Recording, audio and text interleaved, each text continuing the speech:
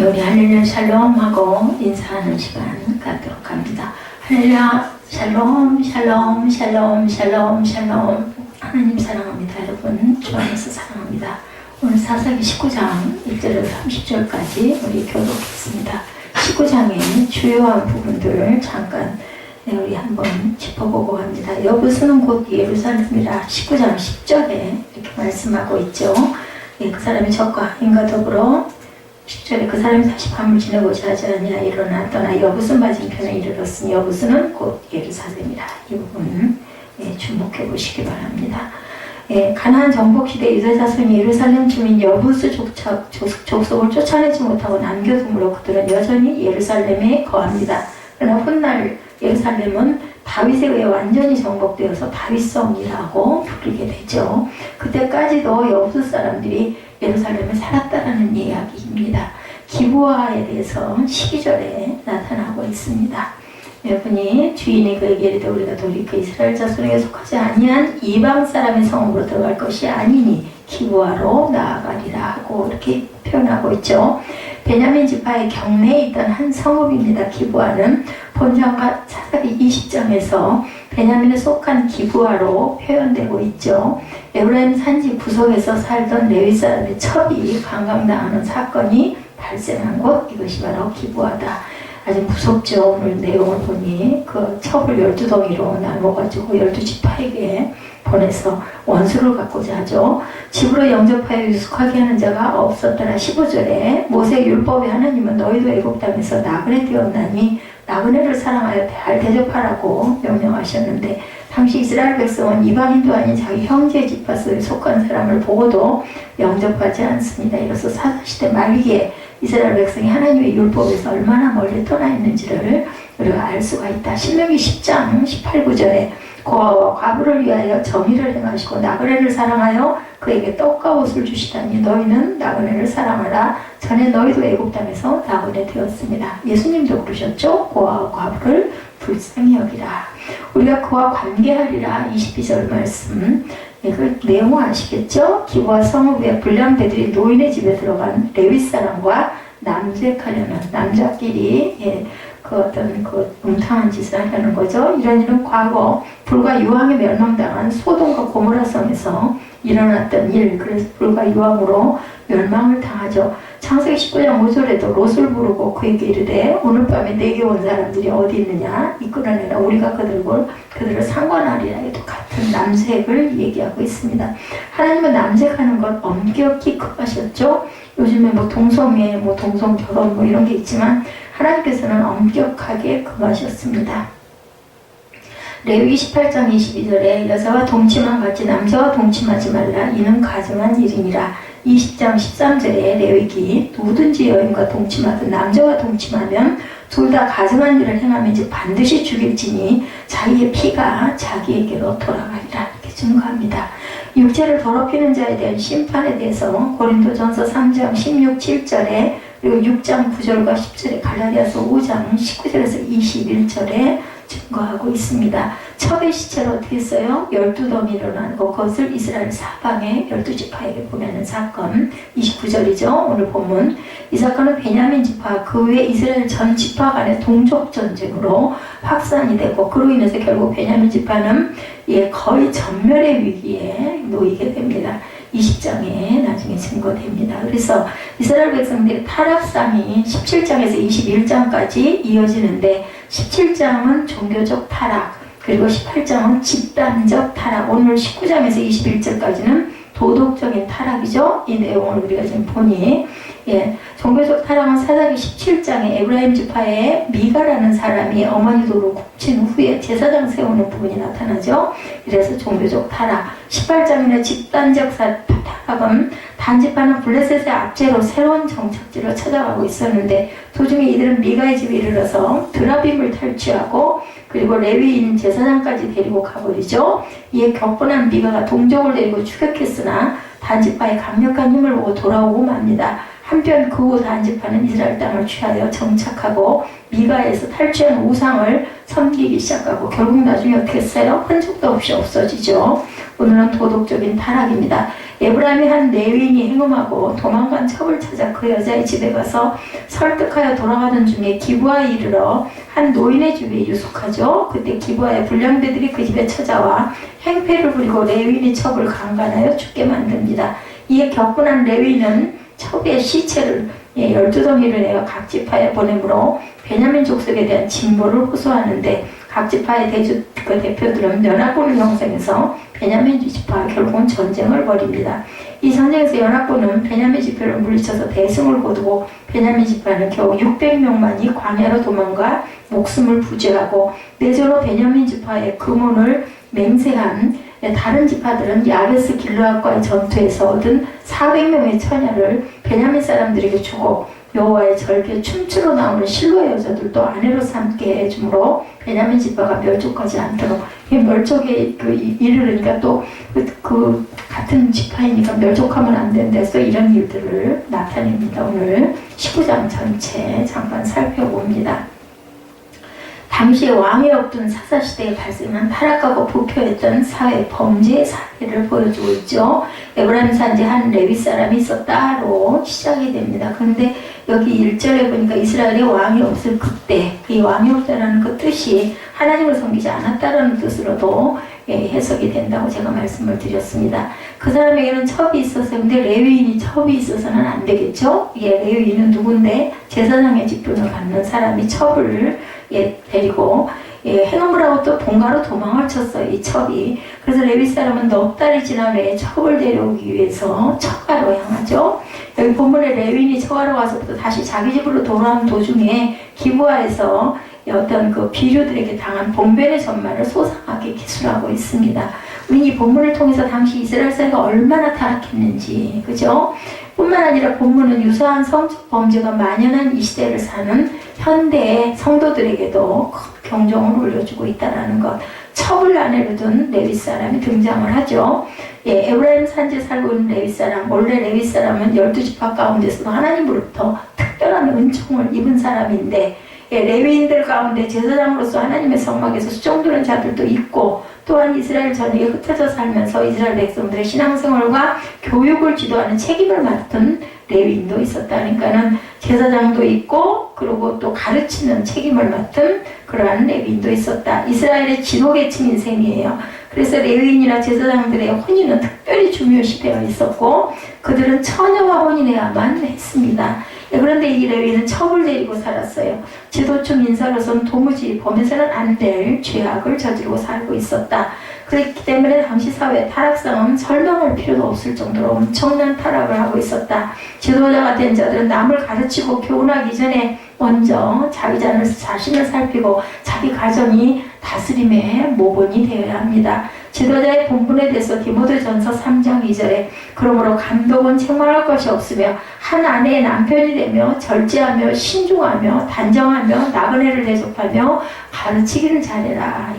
이렇게 가르치는 자는 남들이 보기에도 한 아내의 온전한 남편이어야 된다. 그리고 절제할 줄도 알아야 되고 신중하고 단정해야 된다고 디모데전서 3장 2절에 증거합니다. 선별된 레위인에 대해서 민수기 8장 14절에 너는 이같이 이스라엘 자손 중에 레위인을 구별하라. 그리하면 그들이 내게 속할 것이다. 레위인을 구별할 줄 알아야 된다고 합니다. 2절을 보니까 첩이 행음하고 본가로 간 내용이 나타나죠. 여기 레위인의 첩은 행실이 온전치 못했다는 것을 알 수 있습니다. 그 여자는 자기의 악한 습관을 버리지 못하고 혼인을 하고도 여전히 성적으로 타락하고 부정한 행실을 서슴없이 자행한 사람이었다. 세상 모든 죄악들이 나쁘고 악하지만 특별히 행음이나 성적인 범죄는 더욱 사악하고 치명적인 죄악. 어디에다가 음행을 하기 때문에 자기 몸 안에다 음행을 하기 때문에 더 악하다. 행음은 결국 하나님의 거룩한 성전, 우리 몸이 하나님의 성전이죠. 더럽히고 훼손하는 엄청난 불경죄이기 때문이다. 그래서 성경의 저자들은 성경 구석구석에서 성적 범죄에 대한 경고와 아울러 그 죄악의 치명적 결과에 대해서 계속 가르칩니다. 그리고 우리 믿음의 자녀들은 모든 죄악을 삼가하고 피하고 특별히 행음은 더욱 경계하고 주의해야 된다. 간음하지 말라고 말씀하죠. 출애굽 20장 14절에 10계명 중에 한 계명이죠. 간음하지 말라. 음행에 대한 경고도 고린도전서 10장 8절에 그들 중에 어떤 사람들이 음행하다가 하루에 23,000명이 죽었나니 우리는 그들과 같이 행음하지 말라. 이게 민수기 25장 1절의 말씀과 같은 내용입니다. 처갓집으로 첩을 데리러 가는 레위인의 이야기가 3절에 나타나 있습니다. 레위 사람은 음행하고 초가로 도망친 첩을 데리러 가죠. 음행자는 돌로 쳐 죽이는 것이 당시의 율법이었지만 가장 선두에서 법을 집행하고 다스리고 그리고 사회 기관과 규율을 세워나가야 할 지도층 인사인 레위인은 그렇지 못했습니다. 행음한 첩이 괘씸해서 4개월을 지냈는데 시일이 지나자 점점 첩에 대한 그리움이 싹 쳤던 거겠죠. 미움이 사라지고 갈수록 첩에 대한 욕망이 레위인의 가슴을 가득 채우기 시작해서 레위는 첩을 데려오기 위해 처가로 향합니다. 사회 지도층 인사로서 바람직하지 못한 결정이었다. 사회 지도자는 먼저 자신이 솔선수범하면서 법을 잘 지키는 모험을 보여야 하는데 결코 사회 질서와 기강을 잡아나가지 못하는 레위인의 모습, 우리가 이 본을 잘 우리가 봐야 합니다. 사회 각계 계층에서 어떤 방법으로 법을 준수하고 이를 준행하기 위해 힘쓰는지 우리가 항상 돌이켜보고 또한 나 자신도 돌이켜봐야 한다. 나라고 예외가 되지를 못하죠. 자기를 다스리라고 디모데전서 3장 5절에 사람이 자기 집을 잘 다스릴 줄 알지 못하면 어찌 하나님의 교회를 돌보리요? 이렇게 말씀합니다. 레위기 20장 10절에 간음에 대해서 누구든지 남의 아내와 간음하는 자, 곧 그의 이웃의 아내와 간음하는 자는 그 간부와 음부를 쳐서 죽일지니라. 반드시 돌로 쳐서 죽이라 말씀합니다. 집으로 귀가하는 내용이 10절에 나타나죠. 레위는 장인의 요구를 못 이겨서 처갓집에서 닷새를 머물러요. 8절에 보면 이제 그는 안식일을 준비해야 할 때가 되자 자기 집으로 귀향할 채비를 차리고 어찌 보면 매우 신앙적인 자세인 듯 보이기도 하지만 레위인의 위선적인 일면을 보여주는 것은 첩을 데리고 살면서 행음한 자를 율법대로 처단한 자는 레위인의 진실된 믿음으로의 안식일을 준수할 의향이 있었다는 것은 굉장히 아이러니다. 그렇죠? 그는 단지 레위인이라는 사회적 지위와 신분에 매여서 안식일을 지켰을 뿐이다. 그러니까 뭐예요? 그냥 보기에 좋게 보이는 그러한 그 행동, 그러한 그 안식일을 지키는 모습이라는 거예요. 뭐예요? 회칠하는 무덤입니다. 우리 주변에는 이런 형식적이고 위선적인 그러한 성도들이 많이 있습니다. 성도라고 할 수 없죠. 뭐라고 해야 될까요? 교인들이라고 해야 될까요? 예수 믿는 자들이라고 해야 할까요? 이는 결코 참된 신앙이 될 수도 없고 하나님께서 이런 자들의 예배는 받으시지 않는다라고 계속 말씀하죠. 요한복음에 오직 순결하고 순수한 신앙에서 진실되게 주께 예배드리고 찬양하는 그러한 사람들을 하나님께서는 사랑하신다. 참된 예배, 우리 그 주보에 맨날 나와 있죠. 요한복음 4장 24절 하나님은 영이시니 예배하는 자가 영과 진리로 예배할지니라. 이런 자들을 하나님께서 기뻐하시고 찾으신다. 헛된 예배를 삼가라고 이사야 1장 13절에 헛된 재물을 다시 가져오지 말라. 분향은 내가 가증히 여기는 바요. 월삭과 안식일과 대회로 모이는 것도 그러하니 성회와 아울러 악을 행하는 것을 내가 견디지 못하겠다. 너희들 이런 걸 지키면서 악을 행하는 건 내가 아무것도 받고 싶지가 않다. 귀가 도중에 첩이 폭행을 당하죠. 친절한 노인의 도움을 받습니다. 기부하에 있는 이런 레위인과 첩은 유숙할 곳을 찾지 못하죠. 14, 15절에 보면 그러던 중 한 노인의 친절한 도움으로 밤을 지낼 수 있는 처소를 얻게 됩니다. 20절에서 21절이죠. 낯선 사람에 대한 이런 극진한 도움은 잠시 후 남색을 하기 위해 레위인을 요구하던 기부와 비류들의 악행과는 굉장히 대조적인 모습으로 나타납니다. 이 노인은 부패한 세상에서도 과거 이스라엘 조상들이 신실한 믿음을 그대로 간직하고 있었던 사람이다. 이웃사랑에 대해서 마태복음 22장 39절에 둘째도 그와 같으니 내 이웃을 내 자신같이 사랑하라 말씀하셨습니다. 나그네를 영접하라 그러죠. 히브리서 13장 1, 2절입니다. 형제 사랑하기를 계속하고 손님 대접하기를 잊지 말라. 이로써 부지 중에 천사들을 대접한 이들이 있었느니라. 손님 대접하는 것이 천사를 대접하는 부분.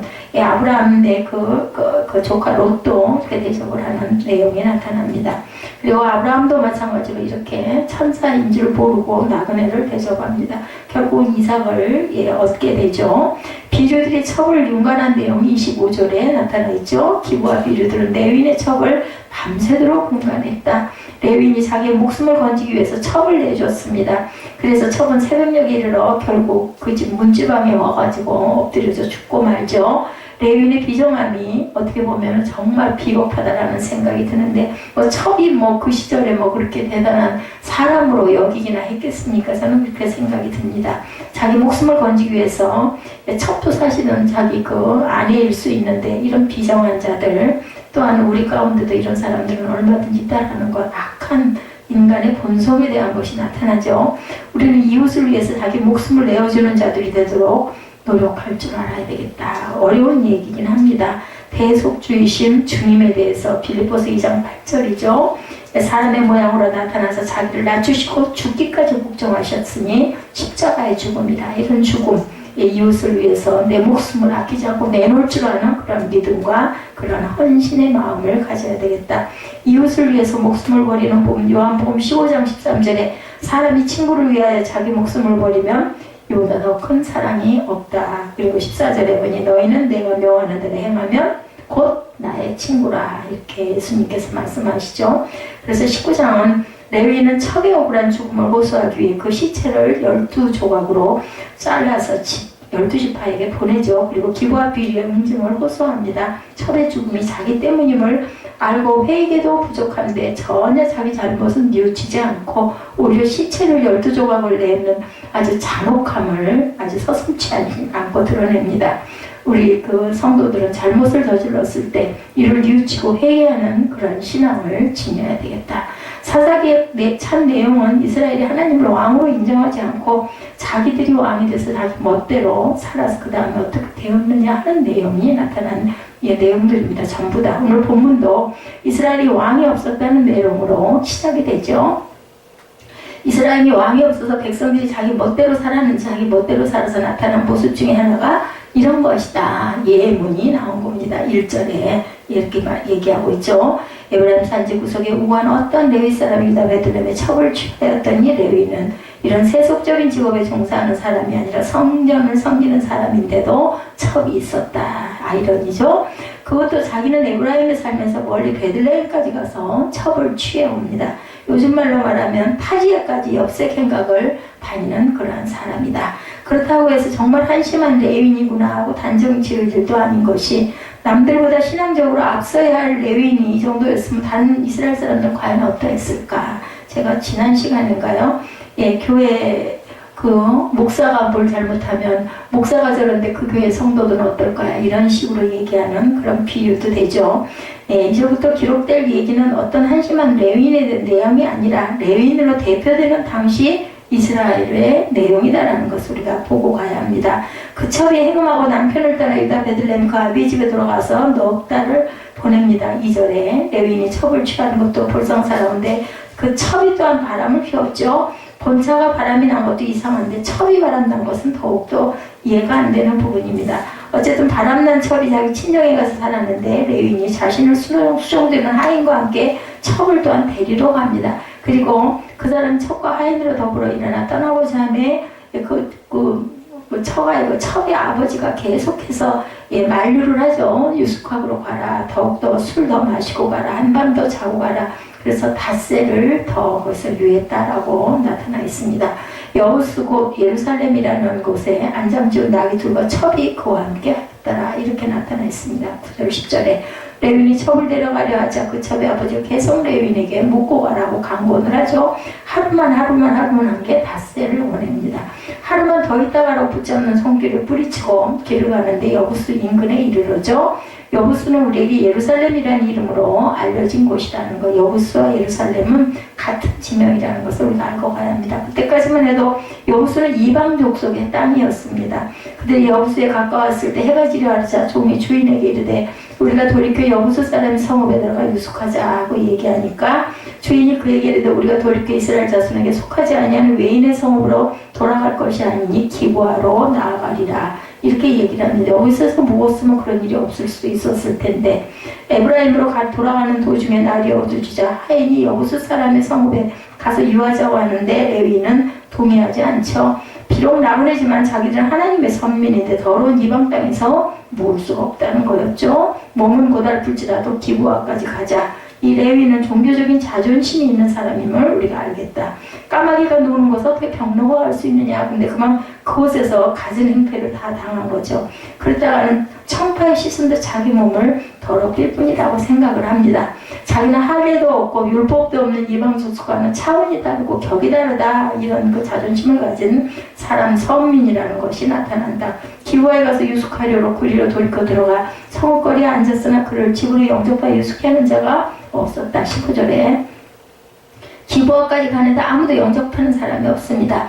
이 얘기는 요즘의 세상 풍토를 기준으로 생각하면 이해가 안 되는 것이, 요즘은 거리에서 낯선 사람이 있다고 해서 자기 집으로 사람이 없는데, 그 시대에는 그런 낯선 사람들을 보면은 그렇게 해서 들여서 풍성하게 유수고, 우리 그 시골 풍습 같죠. 하룻밤 유하는 거 다들 또 있는 밥 나눠 먹이고, 이렇게 지금처럼 부유하지도 않았는데도 밥을 새로 지어서 먹이고 막 이랬었죠. 그런 아마 굉장한 사람들의 인심이 있었던 곳이었던 것 같습니다. 성경에 그를 집으로 영접하여 유숙해 하는 자가 없었다는 내용이 기록되어 있죠. 레위인 이름을 영접하는 사람이 없었다는 것이, 이거는 온전치 않다, 정상이 아니다라는 뜻입니다.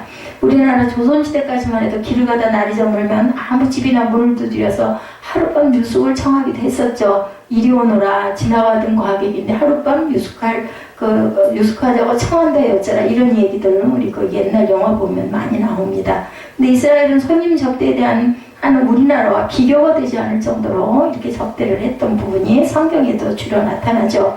그들은 유목민족입니다. 사람을 구경하기가 힘들어요. 유목민족이기 때문에. 그래서 손님이 굉장히 반가운 그런 존재였다. 아무 텐트나 불 속 들어가서 나는 이곳의 손님입니다 하고 선언하면 사흘간은 그냥 자기 마음대로 묵어도 될 정도로 거기 풍습이 그랬다고 합니다. 근데 오늘 본문에 그런 시대였음에도 불구하고 자기 집으로 가자고 청하는 사람이 한 사람도 없었다는 얘기죠. 그만큼 악한 세대가 되어 있었다. 이미 저물매 한 노인이 밭에서 일하다 돌아오니 그 사람은 본래 에브라임 산지 사람으로 기부하에 우고하는 자였고 그곳 사람들은 베냐민 사람이었다, 이렇게 나타나 있습니다. 노인이 눈을 들어 성읍거리에 행객이 있는 것을 본지라 묻되 그들은 어디로 가며 어디서 왔느냐라고 물어보죠. 16, 7절에 같은 선민의 땅이라고 해서 찾아온 기부하에서 꼼짝없이 노숙을 하게 될 처지였는데 얼마나 반가웠을까요, 그죠? 그 노인도 레위인과 마찬가지로 에브라임 출신이었습니다.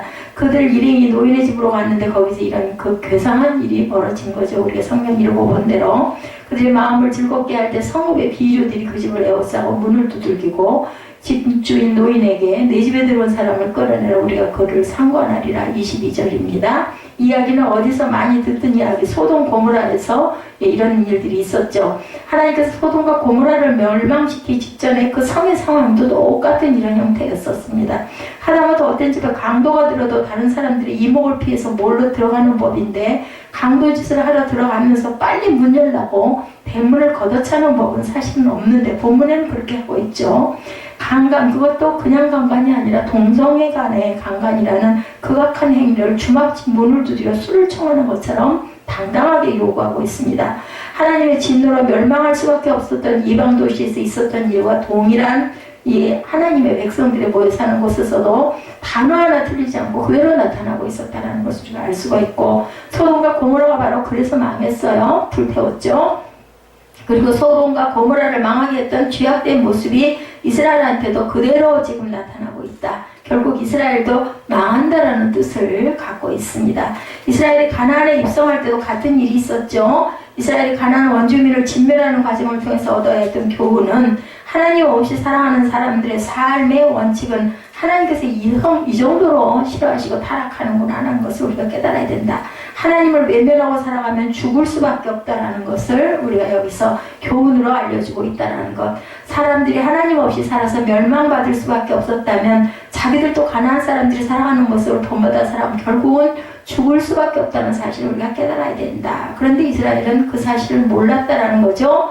가나안 사람들을 내쫓아 자기들이 그 땅을 차지한 다음에 가나안 사람들이 살아가는 모습을 그대로 모방하면서 살았습니다. 결국 그들도 아수르와 바벨론에게 멸망을 당합니다. 자기들이 가나안 족속에게 했던 그 일을 고스란히 돌려받게 된 거죠. 인간의 부패인 심정에서 나오는 대표적인 현상, 음행, 그죠? 특히 성경에서는 음행을 자주 거론합니다. 인간이 저지를 수 있는 죄 가운데 가장 극악한 죄가 음행이라는 거죠. 법에 대해서는 별로 아는 것이 없지만 법정 최고형을 언도받는 범죄 행위는 인간의 생존권을 박탈하는 살인인데 성경에는 살인보다 음행이 훨씬 더 자주 언급을 합니다. 어쩌면 음행이 우리 인간이 지을 수 있는 죄 중에 가장 빠지기 쉬운 죄라서 그런 것은 아닐까. 그렇지만 여기서 보다 깊은 상징이 있는 것은 성경에서는 그리스도와 교회를 신랑과 신부의 관계로 나타나죠. 신랑은 교회의 머리인 그리스도이고 신부는 그리스도의 몸인 교회다. 에베소서 5장 22, 3절입니다. 아내들이여 자기 남편에게 복종하기를 주께 하듯 하라. 이는 남편이 아내의 머리됨이니 그리스도께서 교회의 머리된 것 같으므로 그가 친히 몸의 구주시니라. 이렇게 표현하고 있습니다. 그러나 교회가 그리스도에게 하듯 아내들도 범사의 남편에게 복종하라. 이게 교회와 그죠? 성도들의 관계라는 거예요. 남편들 아내 사랑하기를 그리스도께서 교회를 사랑하시고 위하여 자신을 주신같이 하라. 이는 곧 물로 씻어 말씀으로 깨끗하게 하사 거룩하게 하시고 자기 앞에 영광스러운 교회로 세우사 티나 주름 잡힌 것이나 이런 것들이 없이 거룩하고 흠이 없게 하려 하심이니라. 이와같이 남편들도 자기 아내 사랑하기를 제 몸과 같이 할지라. 자기 아내를 사랑하는 자는 자기를 사랑하는 거라고 이렇게 얘기합니다. 누구든지 언제든지 제 육체를 미워하지 않고 오직 양육하여 보호하기를 그리스도께서 교회를 보양한 것 같이 하나니 우리는 그 몸의 지체임이라. 그러므로 사람이 부모를 떠나 아내와 합하여 그 둘이 한 육체가 될지니 이 비밀이 크도다. 내가 그리스도와 교회에 대하여 말하노라. 그러나 너희도 각각 자기 아내 사랑하기를 자기같이 하고 아내도 그 남편을 경외하라. 우리가 잘 아는 에베소서 5장 21에서 33절까지의 내용입니다. 그래서 결혼 예식 때 자주 인용되는 그런 성경 구절이기도 하죠. 신랑이 신부를 어떻게 사랑해야 하고 신부가 신랑을 어떻게 섬겨야 하는지 이 자세가 기록되어 있는데 끝부분에 내가 그리스도와 교회에 대해 말하노라 이렇게 말씀하고 있습니다. 결국 앞에서 얘기한 신랑 신부 얘기가 사실은 부부 얘기가 아니라 그리스도와 교회의 관계를 신랑과 신부의 관계로 상징적으로 설명했다라는 뜻입니다. 그렇다고 해서 이 내용을 결혼식 예식 때 설교 본문으로 삼으면 안 된다는 이야기는 아니죠. 뒤에서 그러나 너희도 각각 자기 아내 사랑하기를 자기같이 하고 아내도 그 남편을 경외하라고 말씀하고 있습니다. 내가 비록 신랑 신부의 관계를 빗대어 주님과 교회의 관계를 설명하고 있지만 너희도 주님과 교회처럼 각각 자기 아내와 남편을 그렇게 사랑하고 존중하라는 뜻을 갖고 있다는 것. 성도덕이 문란해진다는 얘기는 어제 오늘의 이야기가 아니죠. 어느 곳에나 너무나 비일비재에 일어납니다. 그래서 심각합니다. 남자와 잠자리를 같이 한다는 것은 서로의 체액을 교환하는 행위, 내 몸 안에서 일어나죠. 서로가 서로의 몸에 참여하는 행위다. 그래서 이것을 성찬식과 같다. 성찬식을 하면서 이것이 그런 얘기를 해가지고 또 굉장히 한동안 어느 그 대형교회 목사님 그 얘기를 한 거예요. 그랬더니 아니 어떻게 거룩한 성찬에 남녀의 그러한 그런 양상을 거기다 갖다 빗더니 그걸 깊이 생각을 하지 못한 거죠. 예수님의 물과피를 우리 몸으로 마심으로 인해서 나는 예수님과 하나다. 그럼 남녀의 몸이 같이 합해지면 부부가 하나가 된다라는 의미의 그런 설명을 그렇게 아주 그냥 오해를 해가지고 엄청 인터넷에도 뜨고 했던 적이 있었으면 실제로 저도 봤습니다. 우리가 포도주를 나누고 떡을 땜으로 그리스도의 몸에 참여하는 것, 그쵸? 그렇다고 해서 남녀의 관계가 성찬식이라는 표현은 아니지만 남녀가 자리를 같이 한다는 것만 그것은 그만큼 깊은 관계가 있다라는 뜻입니다. 쾌락이나 정욕이 아니라 신성하고 거룩한 부부인 경우엔 그렇죠. 하나님께서 주신 신성한 선물을 잠깐의 재미와 교환하는 것은 말도 안 되는 불경입니다. 사람과 사람 사이에서 반목이 일어나면 가장 먼저 나타나는 모습이 상대방에게 받은 선물을 훼손하는 모습이죠. 이런 맥락에서 하나님과의 사이가 멀어진 인간이 음란을 행하는 것은 하나님께서 주신 선물을 더럽히는 행위다 이렇게 볼 수가 있다. 어쨌든 불안당들의 강요를 이기지 못해서 결국 그 레위인의 첩을 그들에게 내어주죠. 레위인의 첩은 정말 너무너무 불쌍해요. 내용을 읽다 보면 가슴이 아픕니다.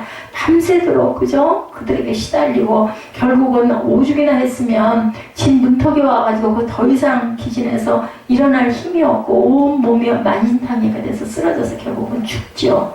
아침에 자기 첩이 죽은 것을 보고 레위는 분이 하늘을 찌릅니다. 비록 첩이지만 그죠? 얼마나 이가 갈렸겠어요. 그죠? 예, 아무튼 자기 여자인데 자기 아내와 교환해서 깡패에게 내준 파렴치한 사내가 무슨 낯짝인가 이런 생각이 하기도 하지만 그 남자의 마음으로는 이가 갈렸겠죠. 어떻게 이걸 이 성경이 이런 이야기가 나는 저도 참 너무나 끔찍했어요. 뭐 토막살인 사건 있잖아요. 그런 거 실제 지금 전에도 많이 여러 번 봤고, 근데 이건 그 옛날에 12토막으로 자기가 그 사랑하던 여자를 잘라가지고 12지파에게 보내는 그런 이야기가 29절에 30절에 나타납니다.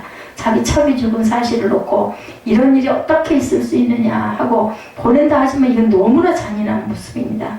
모든 사람이 공분을 불러일으키기 위해서 그 일을 하기로 아마 응징을 했겠지만 이 남자도 이 레위인도 보통 남자는 아니구나. 자기가 살을 섞었던 여인의 몸을 12토막으로 잘랐다는 이야기. 분노에 사로잡힌 레위인에게는 전혀 아무 상관이 없었지 않았나. 기브아 사람들의 패역함을 벌하기 위해서는 못할 것이 없었다. 하나님의 선민인 자기들이 사는 땅에 그런 엄청난 범죄 행위가 어떻게 존재할 수 있었느냐, 이런 것을 문제 삼습니다. 어떤 그 전도사님이 마을버스를 기다리는데 어떤 그 성도를 만났다고 그래요. 목사님 이제 퇴근하세요. 저는 차는 어쩌고 버스를 기다리세요 물어봅니다. 차요 뺏겼어요 라고 대답을 하죠. 제 아내가 차를 가지고 다닌다는 얘기를 아내에게 차를 뺏겼다 이렇게 말한 거예요. 그분은 순간적으로 잘못 알아듣습니다. 차를 뺏겼다는 얘기를 면허 정지가 됐다는 얘기로 착각을 해서 듣습니다. 깜짝 놀라면서 반문을 해요. 전도사님한테. 아니 어쩌다가요 면허가 취소됐다는 가장 일반적인 사유 뭐예요? 음주운전. 그죠? 그러니 제가 면허가 취소되었다고 설명하면 굉장히 크게 놀랄 일이죠. 그때 그분은 말을 잘못 알아들었지만 정말로 음주운전에 단속돼서 운전면허가 취소됐다면 어떡하겠어요. 그죠? 마을 사람들이 정말 저 전도사는 참 틀려먹었구나 이렇게 생각하지 않겠느냐.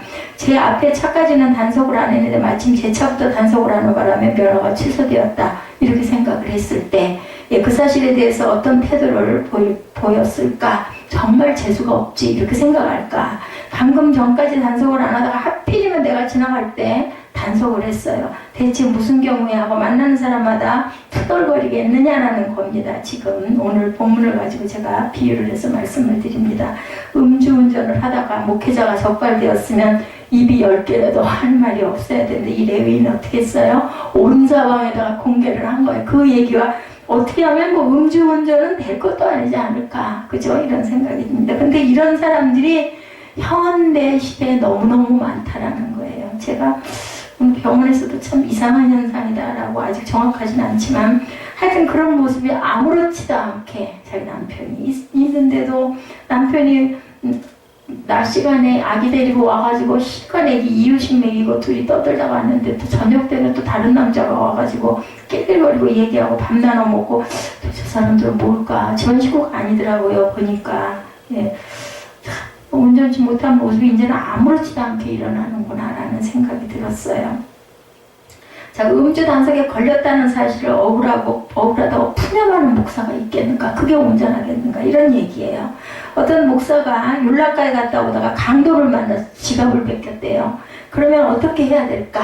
강탈당한 액수가 아무리 많아도 혼자 애를 태울까? 아니면 그것도 신고를 할까? 그죠? 그런데 사창가에 갔다 오다가 지갑을 빼앗긴 사실을 사람들을 모아놓고 하소연하는 그런 내용. 이것이 바로 오늘 본문 내용과 너무나 비슷한 내용들이라는. 레위인이 첩을 취하고 이상한 레위인이죠. 그런데 그 첩이 불안당에 의해서 죽었어요. 그 첩이 불안당에 봉변을 당하도록 방조한 사람은 누구예요? 자기 자신이죠. 자기가 내줬어요. 그런데 억울하다고 하소연을 한다고 그 여자를 12토막을 냈다라는 거예요. 이게 이해가 가겠느냐는 거죠. 기브아 거민들이 잘못하기는 했지만 그들이 옳다는 얘기는 아니지만 그들의 잘못을 성토하는 목소리를 크게 내기만 하면 그것으로 저절로 자기들이 옳은 사람이 되는 게 아니죠. 자기 자신의 죄를 먼저 돌아볼 줄 알아야 된다는 겁니다.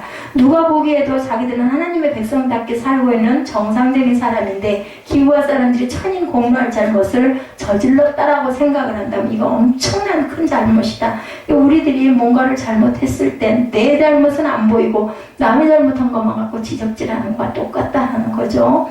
남들보다 자기 목소리가 작게 들리지 않도록 더 큰 목소리를 냅니다. 자신의 정당성을 과시하기 위해서는 더 크게 소리를 지르고 엄포까지 놓쳐. 예, 제가 요번에 그 사고 났을 때도 나 아무 말이 안 나오던데. 근데 지금 참 제가 순발력이 없는 것 같아요. 생각할수록 참 이거 말도 안 되는데도 목소리 큰 사람이 이기는 거죠. 예, 목소리가 작으면 양심에 찔리는 것이 있는 사람으로 오해를 받았어요. 제가 딱 그런 꼴이더라고요. 그러니까 이것이 당시 이스라엘의 형편, 지금 오늘날 일어나는 세상에서 비일비재하게 일어나는 일이 그때도 일어났었다. 그들에게 뭐가 없었기 때문에? 왕이 없었기 때문이다. 1절이죠. 하나님을 왕으로 인정하지 않았기 때문이다. 왕은 계셨는데 눈에 안 보이는 거죠. 그리고 성경은 하나님을 왕으로 인정하지 않은 삶이 얼마만큼 추악하고 더러운지를 여기서 나타내고 있습니다. 하나님을 왕으로 모신 삶은 그만큼 고결하고 복된데 살아가기가 편치만은 않습니다. 하나님을 왕으로 모시지 않는 삶이 어느 만큼 덜악하고 더럽고 추악한지를 알아서 우리는 하나님으로 왕으로 모신 삶을 아무리 고난스러울지라도 꿋꿋하게 잘 지키고 가야 할 것이다. 우리가 이 세상을 살아가면서 할 수 있는 가장 귀한 일이 있다면 왕이신 하나님을 우리가 모시고 가는 일. 이 세상 모든 사람이 왕이 없는 삶을 살아간다 하더라도 저와 여러분만은 왕을 인정하고 왕을 중심으로 모시고 살아가는 그러한 삶을 살아서 하나님의 귀한 구원에 이르시기를, 온전한 구원에 이르시기를 주님의 이름으로 축복합니다. 우리 결단하시고 축도로 예배를 마치도록 하죠.